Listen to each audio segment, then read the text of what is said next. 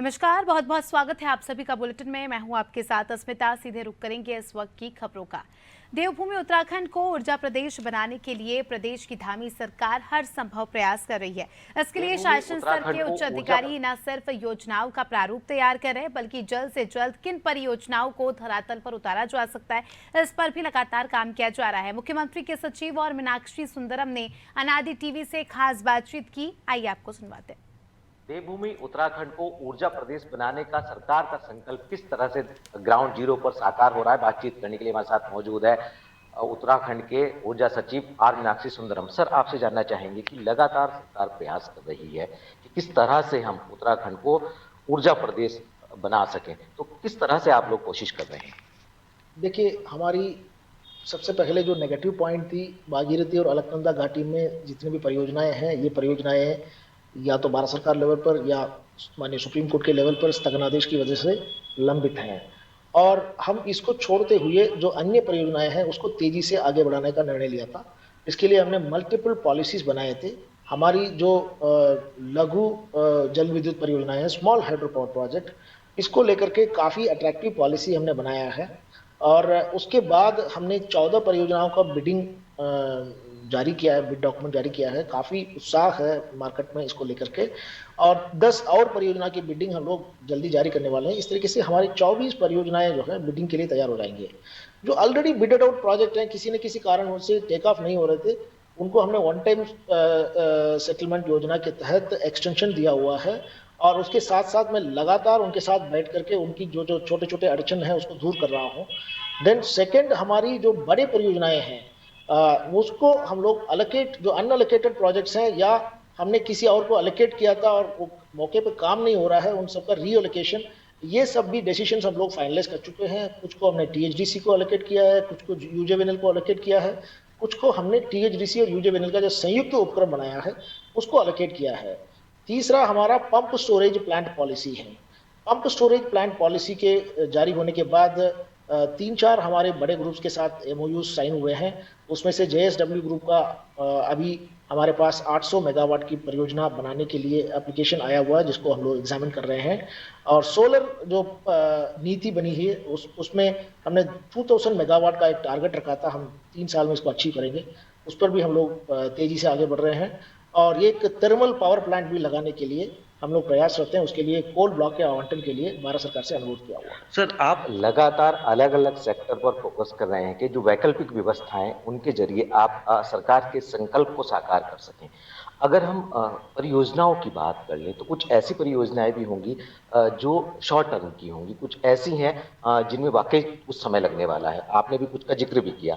अगर हम ये फोकस करें कि कितने समय में हम छोटी परियोजनाओं को धरातल पर उतार पाएंगे, तो क्या इसके लिए कोई समय निर्धारित किया आप लोगों ने? देखिए, कुछ परियोजनाएं 2024 में भी कमीशनिंग होंगे, कुछ 2025 में होंगे, कुछ 2026 में होंगे।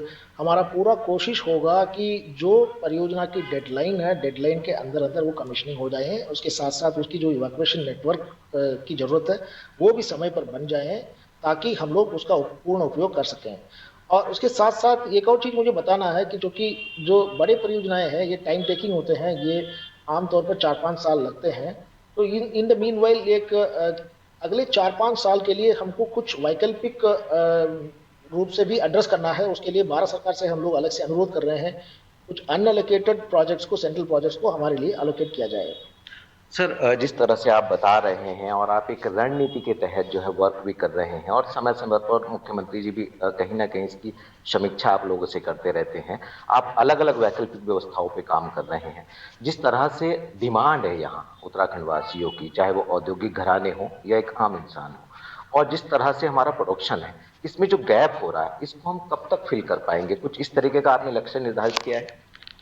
डिमांड सप्लाई गैप का कंप्लीट हमने प्रोजेक्शन बनाया है। अभी वर्तमान में डिमांड सप्लाई गैप हमारे लगभग 40% है। ये आगे चूंकि स्टेट इकोनॉमिकली ग्रो कर रहा है और करना भी चाहिए। और वर्तमान जो ग्रोथ रेट है 8%, इस 8% रेट के हिसाब से अगर हम लोग ग्रो करेंगे तो जितना हमारा प्रस्तावित परियोजनाएं हैं उनकी कमीशनिंग और उसकी वजह से मिलने वाली जो अतिरिक्त बिजली है उसकी वजह से हम लोग लगभग 2028-29 तक हम इस जो डिमांड सप्लाई गैप को पार करके हम लोग सरप्लस स्टेट बन चुके होंगे। यदि हम 15% के रेट से ग्रो करते हैं, 15% मैं इसलिए बोल रहा हूं कि हमारा एक लक्ष्य ये भी है कि हम अपने जीएसडीपी को 5 साल में डबल करें। उसके लिए हमें 15% के रेट से ग्रो करना होगा।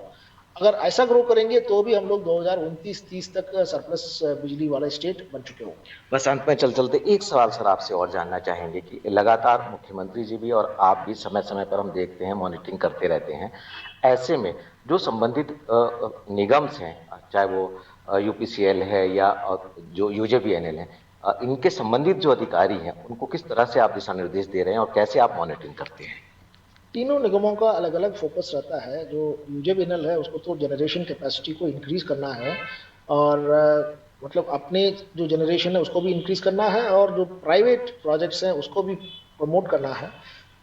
देन दूसरा जो हमारी पिटकुल और डिस्ट्रीब्यूशन कंपनी है यूपीसीएल, दोनों को एक तो इवैक्यूएशन नेटवर्क को समय पर करना है ताकि जो परियोजनाओं का बेनिफिट है वो मिले। उसके साथ साथ हमारी जो डिस्ट्रीब्यूशन में जो जो इश्यूज आ रहे हैं उस सबको एड्रेस करना है और कहीं कहीं पर अपने जो एग्जिस्टिंग एसेट्स हैं उसकी अपग्रेडेशन की ज़रूरत होगी, कहीं पर सबस्टेशन की अपग्रेडेशन की ज़रूरत होगी, कहीं पर लाइंस की अपग्रेडेशन की ज़रूरत होगी, कहीं पर नए लाइन बिछाने की ज़रूरत होगी। ये सब प्राथमिकता से करना है। यूपीसीएल चूंकि वो डायरेक्ट कंज्यूमर कनेक्ट वाली एक एजेंसी है तो वहाँ पर ईज ऑफ लिविंग पर हम लोग विशेष रूप से फोकस दे रहे हैं कि जनता की जो जिंदगी है उसको कैसे सुगम बनाया जाए। बहुत बहुत शुक्रिया हमसे बातचीत करने के लिए। तो आपने सुना मुख्यमंत्री के सचिव, ऊर्जा सचिव आर मीनाक्षी सुंदरम को, जिन्होंने बताया कि किस तरह से सरकार का जो ऊर्जा प्रवेश का संकल्प है उसको साकार करने की कवायद में जुटे हुए हैं। मैं कैमरा सचिन के साथ सोनू सिंह, अनादि टीवी, देहरादून।